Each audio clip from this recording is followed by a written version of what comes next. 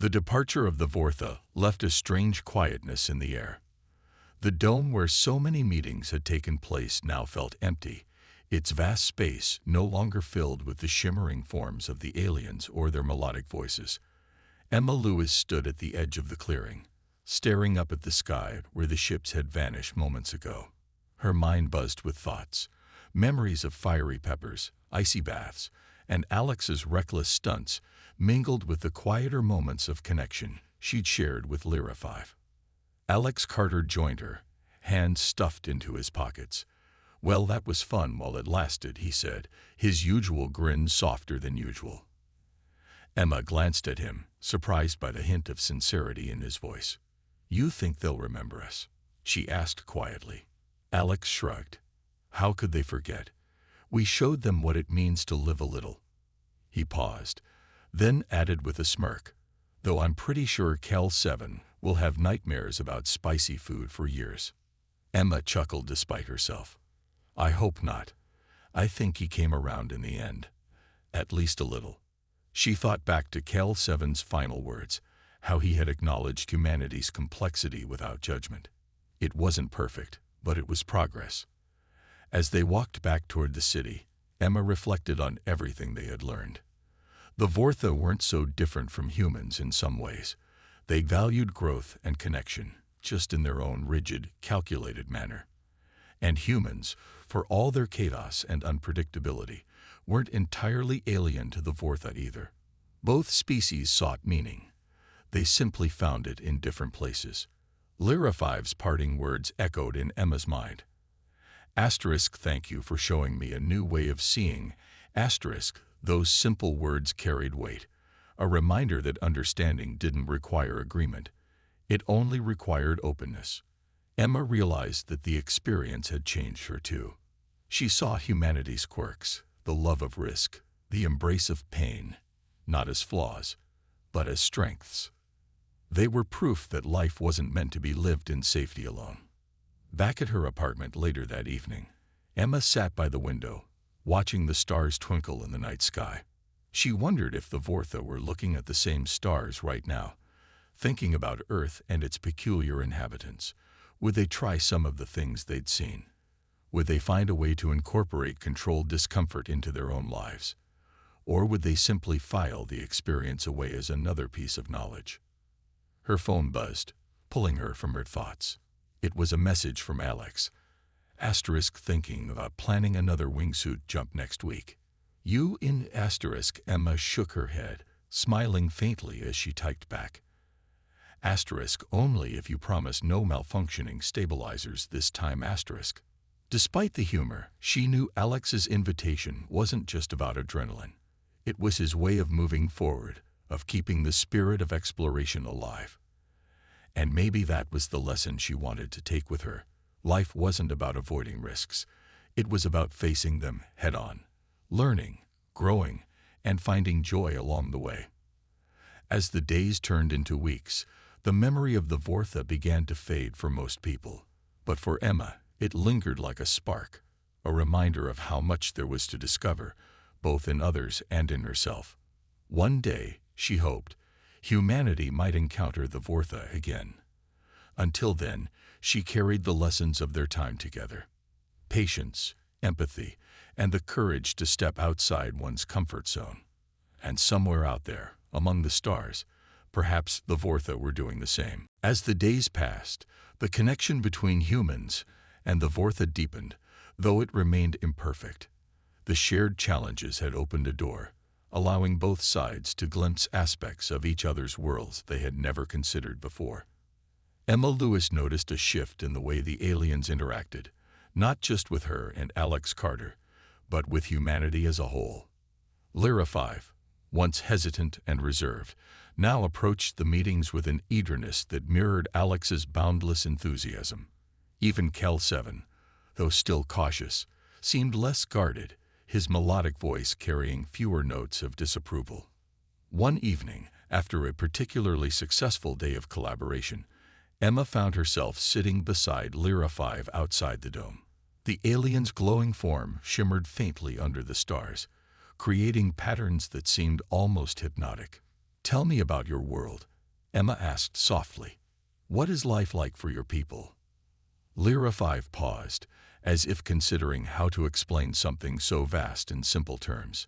Our society values efficiency above all else, she began.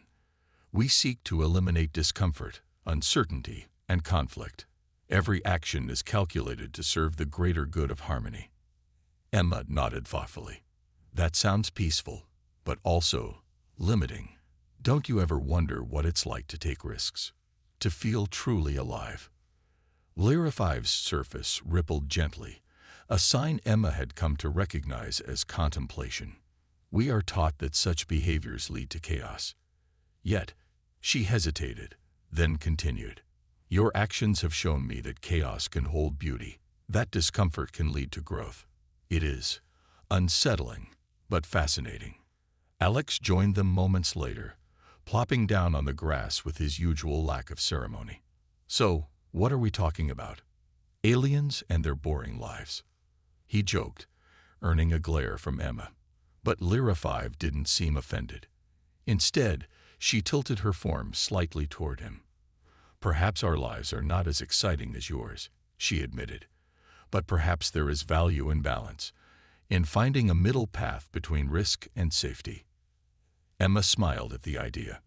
Maybe that's what this whole experience has been about, learning from each other. You've seen how humans embrace challenges, and we've learned how much you value peace and order. Maybe neither way is perfect, but together, we could create something new. The next morning, Cal 7 called for a final meeting. His tone was formal, but less rigid than usual.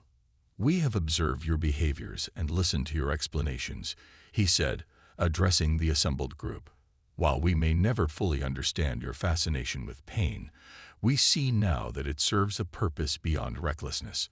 It fosters resilience, connection, and growth. Emma felt a surge of pride at his words, knowing how difficult it must have been for him to admit. Alex grinned widely, leaning back with exaggerated confidence. Told ya we'd win you over, he teased, earning a ripple of amusement from Lyra 5. Cal 7 continued, his glow steady and calm. Our time here is nearing its end. We must return to our home, but we will carry these lessons with us. Perhaps one day we will meet again, with greater understanding on both sides. The announcement brought mixed emotions. For Emma, it was bittersweet. She had grown fond of Lyra 5, and even grudgingly respected Cal 7's dedication to his people. Alex, ever the optimist, shrugged it off. Well, guess that means we'll have to plan an intergalactic reunion, he quipped, earning an eye roll from Emma. On their final day, the humans and Vortha gathered one last time. There were no grand speeches or dramatic gestures, just quiet moments of acknowledgement. Lyra 5 approached Emma, her form glowing warmly. Thank you, she said simply, for showing me a new way of seeing. Emma smiled, her heart swelling with gratitude. And thank you for trusting us enough to try. As the Vortha prepared to leave, their ships rising gracefully into the sky, Emma and Alex stood side by side, watching until the silver glimmers disappeared. The encounter had changed them, and hopefully, the aliens too. Though the cultural gap remained wide, they had taken the first steps toward bridging it. And sometimes, Emma realized, that was all anyone could ask for. The shared sensory experience marked a turning point in the interactions between humans and the Vortha. For the first time, there was a sense of mutual understanding, however fragile it might be. Emma Lewis noticed a subtle change in the aliens' demeanor. They seemed less distant, more willing to engage. Lyra 5, in particular, had become an unexpected ally, her curiosity evolving into genuine interest. Cal 7 still maintained his cautious stance, but even he appeared less resistant to the idea that humanity's relationship with discomfort held deeper meaning. Encouraged by this progress, Emma proposed another step forward, a collaborative challenge where humans and Vortha worked together as teams. The goal was simple: complete a series of tasks that required cooperation, communication, and trust. Alex Carter, predictably, was all for it. Now we're talking, he said with a grin. Let's see if they can keep up. The new experiment took place in a large outdoor arena designed to simulate various environments: dense forests, rocky terrains, and shallow streams. Each team consisted of 3 humans and 2 Vortha, paired randomly to encourage interaction. Emma joined one group alongside Alex and Lyra 5, while other volunteers formed additional teams. Kel 7 opted to observe rather than participate, though his presence hovered nearby like a silent guardian. The first task involved building a makeshift bridge across a narrow stream using only the materials provided: wooden planks, ropes, and tools. The humans quickly got to work, their hands moving with practiced ease. The Vortha, however, struggled at first, unused to manual labor or physical manipulation. Lyra 5 floated uncertainly, her shimmering form rippling with frustration. "I do not know how to assist," she admitted softly. Emma stepped in, guiding her gently. "You don't have to do everything perfectly," she said. "Just try. We'll figure it out together." With Emma's encouragement, Lyra 5 extended part of her body to help stabilize a plank while Alex secured it with rope. It wasn't graceful, but it worked. Slowly, the team began to find a rhythm, their movements becoming more coordinated. As the challenges progressed, the bonds between teammates grew stronger.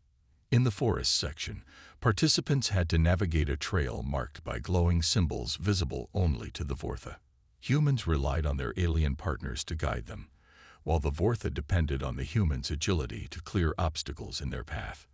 Laughter broke out when Alex tripped over a root, prompting Lyra 5 to emit a soft ripple that almost resembled amusement. "Your balance is unpredictable," she remarked, her tone lighter than usual. Even Kel 7 seemed affected by the scene. Though he didn't join in, his glow brightened slightly as he watched the teams work together. When one group successfully completed a difficult climb, he made a rare comment. "It appears your methods of collaboration are effective," he said, his melodic voice tinged with reluctant admiration.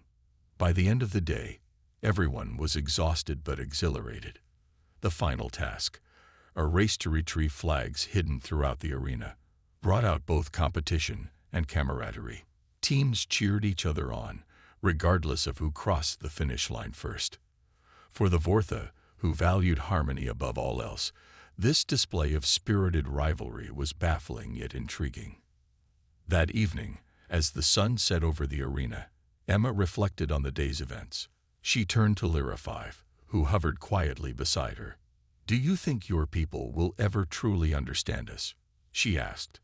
Lyra 5 paused, her surface glowing softly. "Perhaps not fully," she replied. "But today, I saw something I did not expect. Strength does not always come from avoiding pain. It can also come from embracing it, together." Alex, overhearing the conversation, grinned. "Told you they'd warm up to us eventually," he teased. Emma rolled her eyes but couldn't hide her smile. Progress was slow, messy, and imperfect, but it was happening. And for now, that was enough. After the near disaster of Alex Carter's wingsuit jump, Emma Lewis found herself reflecting deeply on the challenges of bridging 2 vastly different cultures. The Vortha were intelligent and advanced, yet their rigid avoidance of discomfort made it nearly impossible for them to grasp humanity's embrace of risk and pain. Kel 7 remained skeptical, his patience wearing thin, but Lyra 5's growing curiosity offered a glimmer of hope. Determined to find common ground, Emma approached the alien observer privately. "Lyra 5, she began cautiously, "I know our ways must seem strange to you, but I think there's more we share than you realize."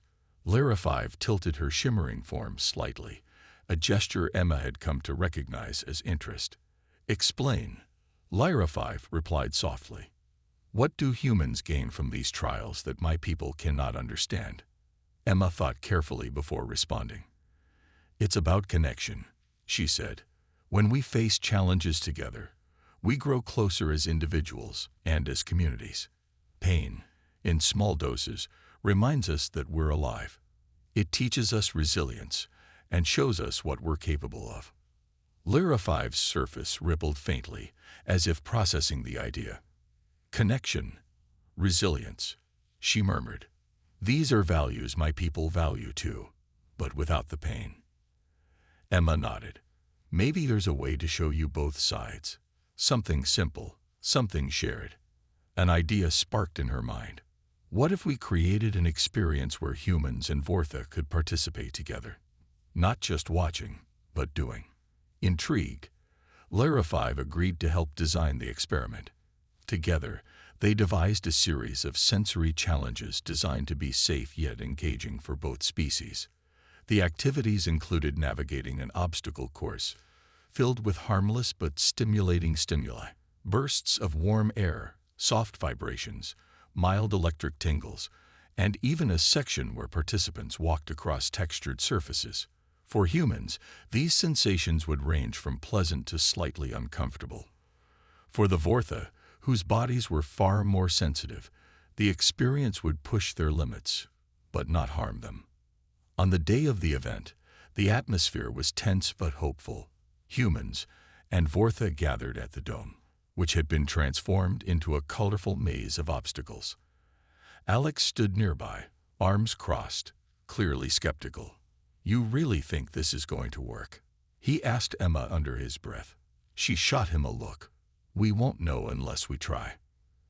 Kel 7 watched silently, his glow steady but cautious.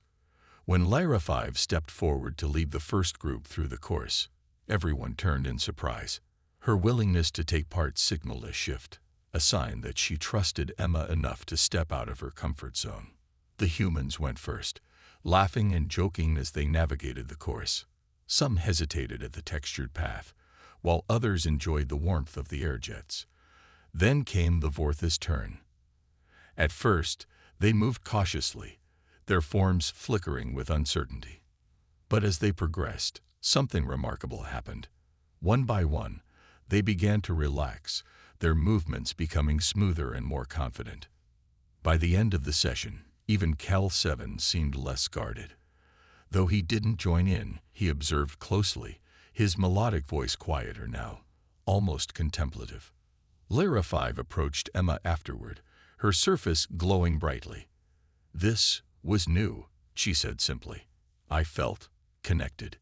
To you, to my own kind, to the moment." Emma smiled, feeling the surge of pride. "That's what we wanted to show you. That pain, or discomfort, doesn't have to divide us. It can bring us together." Alex grinned, leaning over to whisper, "Not bad for a science nerd, huh?" Emma rolled her eyes but couldn't suppress a laugh. For the first time, the gap between human and alien felt a little smaller, and that was progress worth celebrating. The sixth meeting between the humans and the Vortha began with a sense of unease lingering in the air. The previous session had left both sides feeling unsettled, and Emma Lewis knew they needed to rebuild trust. Alex Carter, however, seemed unfazed as always, already planning his next stunt. "We've got to show them something big," he said confidently. "Something that'll really knock their shiny alien socks off." Emma groaned at his choice of words but couldn't deny the truth behind his statement. They needed a demonstration that would bridge the gap between human and alien understanding. Something bold yet safe enough to avoid further misunderstandings. After much discussion, they settled on a high-altitude wingsuit jump. It was risky, yes, but it perfectly captured the essence of what they'd been trying to explain. Courage, control, and the beauty of pushing boundaries.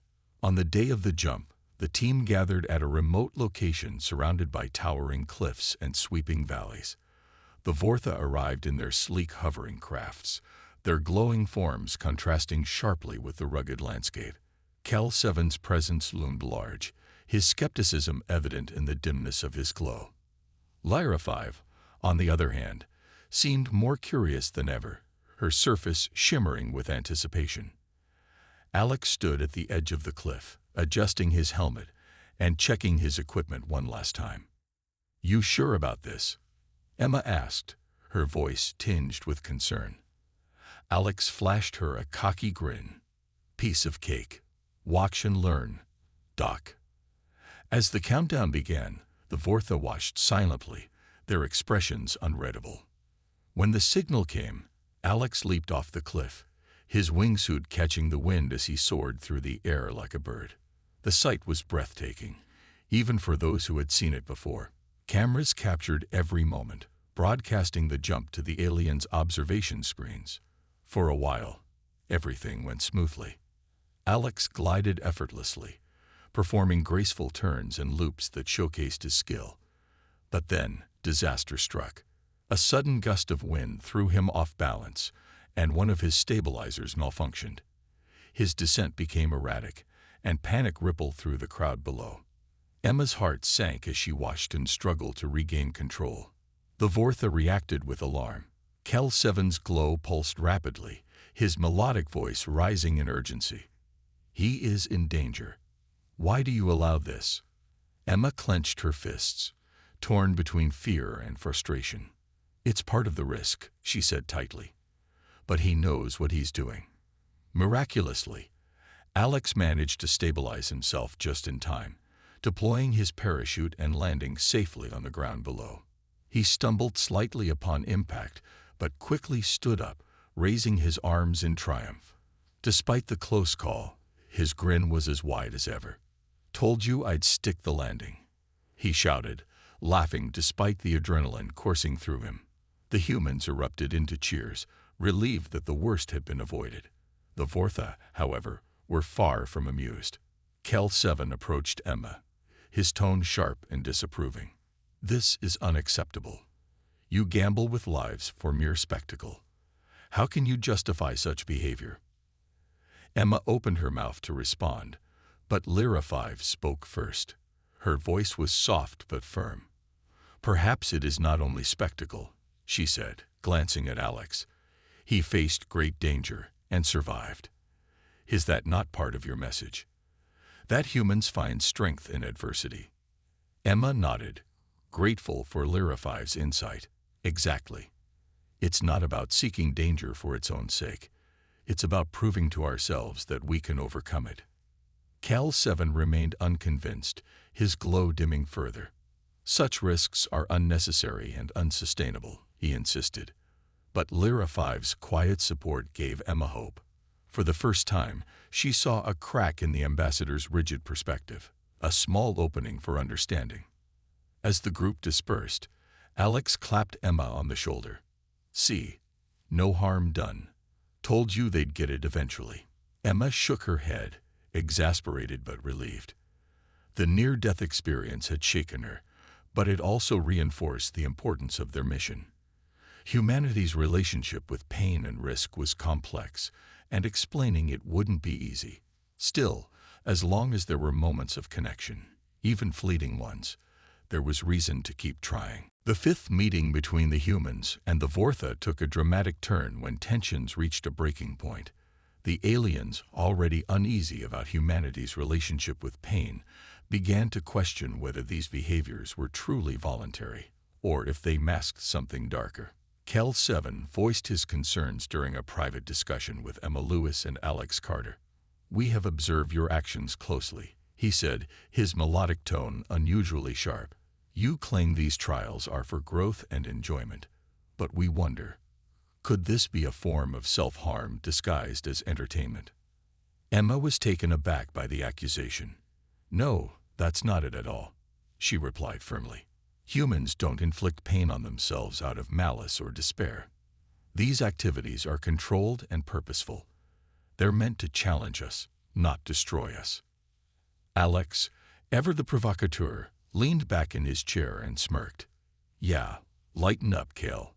We're just having fun. You guys need to loosen up a little." His casual attitude only seemed to irritate the ambassador further. Kel 7's surface flickered with agitation, his glow pulsing erratically. "Fun is irrelevant if it leads to harm," he countered. "Your history shows countless examples of humans inflicting suffering on one another. How can we trust that this behavior is different?" Emma realized the conversation had veered into dangerous territory. She quickly interjected, trying to steer things back on track. "There's a big difference between causing harm and embracing challenges," she explained. "What we've shown you, eating spicy food, enduring cold water, running long distances. These are personal choices made with clear intentions. No one is forcing anyone to do these things. It's about individual growth and connection. Cal 7 remained unconvinced. And yet you celebrate acts that push the body to its limits. Is this truly sustainable? What happens when the line between challenge and danger becomes blurred? His words struck a chord with Emma, who couldn't help but reflect on the risks involved in some of the demonstrations. Had they gone too far in trying to prove their point? Before she could respond, Alex jumped in again, determined to defend humanity's quirks. "Look, life's about taking chances," he said, gesturing animatedly. "Sure, sometimes things go wrong, but that's part of the deal. You learn from your mistakes and come back stronger." To illustrate his point, Alex described one of his most daring stunts, a high-altitude wingsuit jump over jagged cliffs. He spoke passionately about the thrill of free-falling, the rush of wind against his skin, and the breathtaking views below. But as he recounted the story, Cal 7 grew increasingly agitated. "You willingly place yourself in situations where death is a possibility?" the ambassador asked, his voice tinged with disbelief. "This is madness." Emma sighed, realizing that Alex's reckless enthusiasm wasn't helping matters. She tried once more to clarify. "Not everyone seeks thrills like Alex does," she said, "but many people understand that facing fears and stepping outside comfort zones can lead to incredible rewards. It's not about courting danger. It's about proving to ourselves that we're capable of overcoming it."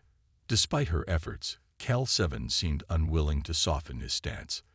Lara 5, however, hovered quietly nearby, her surface rippling with thoughtfulness. Unlike the ambassador, she didn't appear entirely dismissive of humanity's perspective. As the meeting drew to a close, she approached Emma privately. "I still do not fully understand," she admitted softly. "But I see now that your actions are driven by something deeper than mere recklessness." Emma nodded, grateful for the small victory. "It's okay if you don't get it right away," she said. "Understanding takes time. Just keep an open mind." As the humans left the dome, Alex grinned mischievously. "Told you they'd warm up to us eventually," he teased. Emma rolled her eyes but couldn't suppress a faint smile. Though the session had been challenging, she felt hopeful. If even one Vortha, like Lyra 5, was beginning to see humanity's side, then perhaps there was still a chance to bridge the gap between their two species. Encouraged by the strange but intriguing results of the pepper experiment, Alex Carter suggested taking things to the next level. "If they thought spicy food was wild, wait until they see this," he said with a mischievous grin. Emma Lewis raised an eyebrow, wary of his enthusiasm, but also curious about how far they could push the Vortha's understanding. Together, they planned a series of extreme challenges designed to showcase humanity's willingness to embrace discomfort for personal growth and enjoyment. The first event was an ice bath. A large tub filled with freezing water was set up inside the dome, surrounded by cameras and equipment for monitoring vital signs. Volunteers lined up, ready to plunge into the icy depths, while the Vortha floated nearby, their glowing forms casting soft reflections on the water's surface. Kel 7 watched with obvious skepticism, his melodic voice tinged with concern. "You intend to submerge yourselves in such cold temperatures? For what purpose?" Emma stepped forward, explaining the concept of cold exposure therapy and its benefits for mental resilience. "It's not just about enduring the cold," she said. "It's about learning to stay calm under pressure.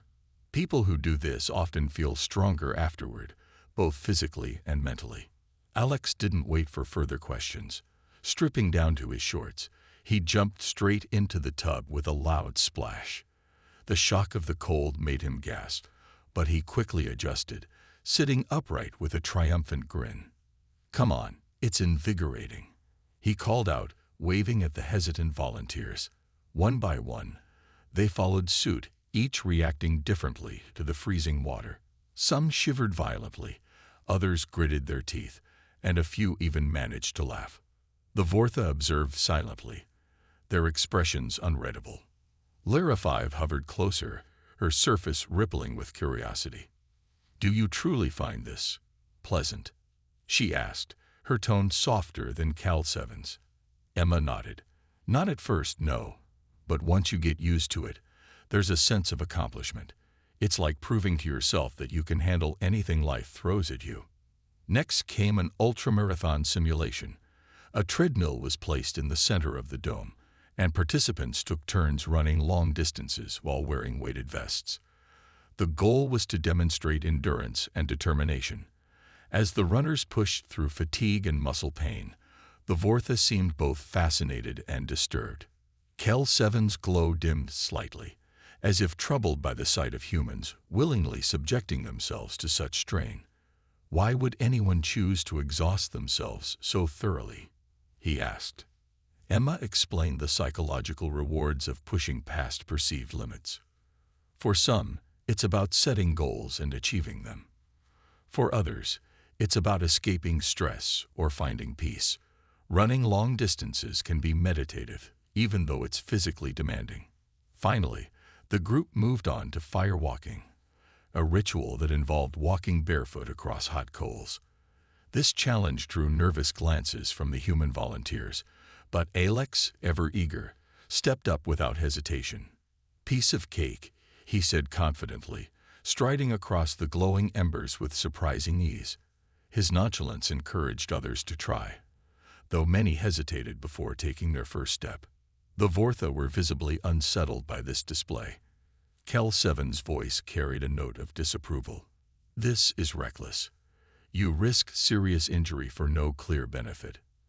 Emma tried to reassure him, emphasizing the importance of trust and preparation in activities like firewalking. "It's safe when done correctly," she said, "and it teaches people to overcome fear." Lyra 5, however, seemed captivated. She lingered after the others had left, asking Emma questions about courage and motivation. "Do you believe these experiences make humans better?" she asked. Emma smiled. "In a way, yes. They remind us that we're capable of more than we think." As the day ended, Alex joked about adding skydiving to the list, earning an exasperated look from Emma. Despite the chaos, she felt hopeful. The Vortha might not fully understand yet, but they were starting to see glimpses of humanity's complexity. And that was progress. The third meeting between the humans and the Vortha shifted from formal discussions to a more hands-on approach. Cal 7, still struggling to understand humanity's peculiar relationship with pain, proposed an experiment. "We wish to observe your behaviors directly," he said, his melodic voice calm but firm. "Show us how you engage in these acts of voluntary discomfort." Alex Carter was thrilled at the idea. "Now we're talking," he exclaimed, clapping his hands together. Emma Lewis, however, was more cautious. She knew this was a delicate situation, one that required care and respect. Still, she agreed it might be the best way for the Vortha to truly grasp what they were trying to explain. The first test involved a group of human volunteers eating increasingly spicy peppers. The setting was simple, a long table set up inside the dome, with bowls of colorful peppers arranged in rows. Each pepper was labeled with its Scoville heat rating, starting from mild jalapenos and ending with the infamous Carolina Reaper. Alex eagerly volunteered to go first, while Emma stood nearby, ready to guide the aliens through the demonstration. As the humans began sampling the peppers, the Vortha watched intently, their shimmering forms hovering silently. When Alex bit into a habanero, his reaction was immediate. His face turned red, sweat broke out on his forehead, and he fanned himself dramatically. Yet, despite the obvious discomfort, he grinned widely, clearly enjoying the experience. "See, it's all part of the fun," he said between gasps. The aliens, however, looked horrified. Lyra 5 tilted her head, her surface rippling with curiosity and concern. "Why does he smile if he is in pain?" she asked softly. Emma stepped forward, explaining again about endorphins and the body's natural response to stress. "It's like a reward system," she said. The pain triggers chemicals in the brain that make us feel good afterward. One by one, the other volunteers tried the peppers, each reacting differently. Some laughed nervously, others winced in silence, and a few even cried. The variety of responses fascinated the Vortha, especially Lyra 5, who seemed particularly interested in the emotional aspect of the experiment. "Do all humans react the same way?" she asked. Emma shook her head. "No, everyone experiences pain differently. That's part of what makes it so personal." Kel 7 remained skeptical, his glow steady but dim. "This behavior still seems inefficient," he remarked. "Why endure such trials when you could avoid them entirely?" Emma paused, choosing her words carefully. "Sometimes, avoiding challenges means missing out on growth," she replied. "Facing discomfort teaches us resilience. It reminds us that we're capable of more than we think." Alex, unable to resist, chimed in once more. "Yeah, and it's just plain fun." He grabbed another pepper, biting into it with exaggerated enthusiasm. This time, even Emma had to admit his antics were helping to break the ice. The Vortha, though still confused, appeared less guarded than before. By the end of the session, the humans had eaten their way through nearly all the peppers, leaving only the Carolina Reaper untouched. No one dared to try it. Except Alex, of course. Ignoring Emma's protests, he popped a small piece into his mouth. Within seconds, his eyes widened, and he started coughing uncontrollably. Tears streamed down his face as he stumbled toward a glass of water, prompting a wave of laughter from the human volunteers. The Vortha observed the scene with mixed reactions.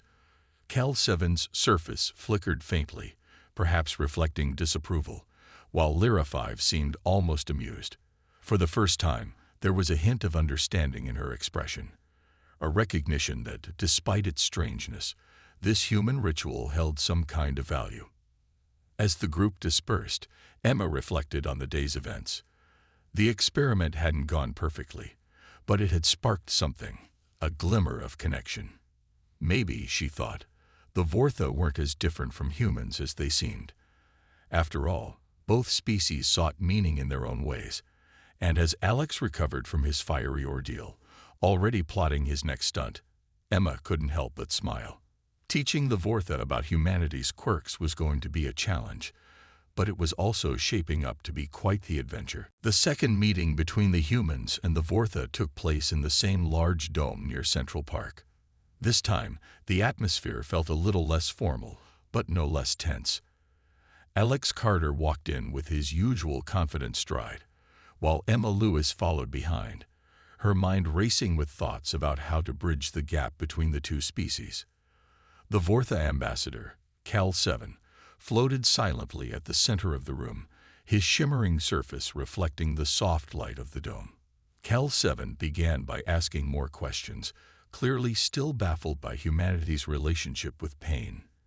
"Why do you expose yourselves to discomfort when your bodies are not designed for it?" he asked, his melodic voice echoing through the space. Emma took a deep breath before answering, choosing her words carefully. "Humans have learned that sometimes facing challenges makes us stronger," she explained. "It's not just about enduring pain, it's about growing from it." Alex, growing impatient with the slow pace of the conversation, decided to liven things up. He pulled out another pepper, this time a fiery habanero, and held it up for everyone to see. "Here, let me show you," he said with a grin. Before anyone could stop him, he bit into the pepper and immediately started coughing, tears streaming down his face. Despite the obvious discomfort, he laughed loudly, clearly enjoying himself. The aliens, however, reacted with alarm. Lyra 5, one of the quieter Vortha observers, flinched visibly, her surface flickering like ripples on water. Even Cal 7 seemed disturbed, his glow dimming slightly. Emma sighed, rubbing her temples. "Alex, maybe we should focus on explaining instead of demonstrating," she suggested, trying to keep the situation under control. But Alex waved her off, still laughing. "Come on, where's your sense of adventure?" he joked, holding the half-eaten pepper toward Cal 7 as if offering it to him. The ambassador recoiled, his tone sharp. "We do not consume substances that harm us. Such behavior is illogical." Emma quickly stepped in, sensing the growing unease. "What Alex is trying to say," she began, shooting him a pointed look, "is that humans often seek experiences that test their limits. It's not about causing harm, it's about learning and growing. For example, athletes train hard, even when it hurts, because it helps them improve. People climb mountains or run marathons, not because they're easy, but because they're difficult." Cal 7 tilted his head slightly, a gesture Emma interpreted as curiosity, or perhaps confusion. "But why would improvement require suffering?" he asked. "Would it not be better to avoid such trials entirely?" Emma hesitated, realizing how foreign this concept must seem to the Vortha. "Not everything valuable comes easily," she said softly. "Sometimes the hardest experiences teach us the most about ourselves. They bring people together, too. Think about families sharing meals, even if the food is spicy, or friends cheering each other on during a tough race. Those moments create bonds." Lyra 5, who had been quietly observing, finally spoke up. Her voice was softer than Cal 7's, almost hesitant. "You mean, the discomfort is part of what makes these moments meaningful?" she asked. Emma nodded eagerly. "Exactly. It's not just about the pain itself. It's about overcoming it and finding joy in the process." Alex, now recovered from the effects of the pepper, chimed in again. "Yeah, and it's fun. You should try it sometime." He winked at Lyra 5, who responded with a ripple of uncertainty across her surface. Emma groaned inwardly, knowing Alex's antics weren't helping matters. As the meeting drew to a close, Emma noticed something interesting. While Cal 7 remained skeptical, Lyra 5 seemed genuinely intrigued. She lingered after the others had left, watching Emma and Alex pack up their belongings.